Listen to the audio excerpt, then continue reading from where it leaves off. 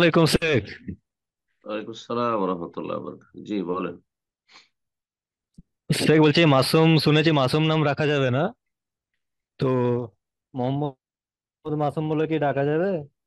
এখন তো বয়স হয়ে গেছে, আর নাম বদলানোর উপায় নেই। মাসুম তো মাসুম এখন মানে কি কি করা জানেন? যায় একটু বলবেন শেখ? মাসুম মানে কি বলেন? হ্যাঁ, নিষ্পাপ। জানেন? নিষ্পাপ? তো আপনি কি নিষ্পাপ? হ্যাঁ, আম্বিয়া রসুল ছাড়া কেউ মাসুম না। আমিও তো সেজন্য মাসুম কি না। করা নাম যারা রেখেছেন তারা ভুল করেছেন। আল্লাহ তাদের মাফ করুক। জানা ছিল না তাদের, আল্লাহ মাফ করুক। আর হুম।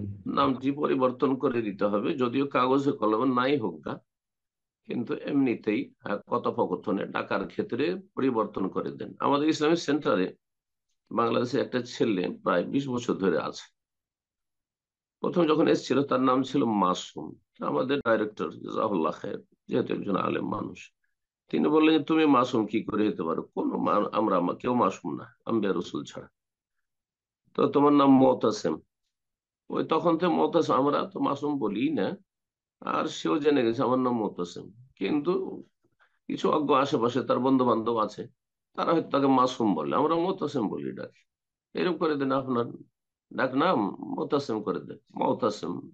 ওমান ইয়াতাসিম বিল্লাহি ফাকাদ হুদিয়া ইলা সিরাতিম মুস্তাকিম। আল্লাহ বলছে, এই ব্যক্তি আল্লাহকে আঁকড়ে ধরলো, শক্ত করে ধারণ করলো, সেই ব্যক্তি সরল পথের দিক নির্দেশনা, হেদায়েত, জান্নাতের রাস্তা পাবে।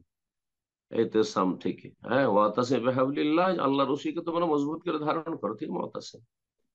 তো মাসুমকে মুতাসিম বানিয়ে দেন, কাছাকাছি থাকলো বলতেও সুবিধা হবে। আর বাড়ির লোক সবাইকে বলে দেন, গ্রামবাসী বন্ধু বান্ধব সবাই বলে দেন যে ভাই আজকে থেকে আমার নাম মুতাসিম ডাকবে, তোমরা মাসুম বলবে না। বারাকাল্লাহ ফিক।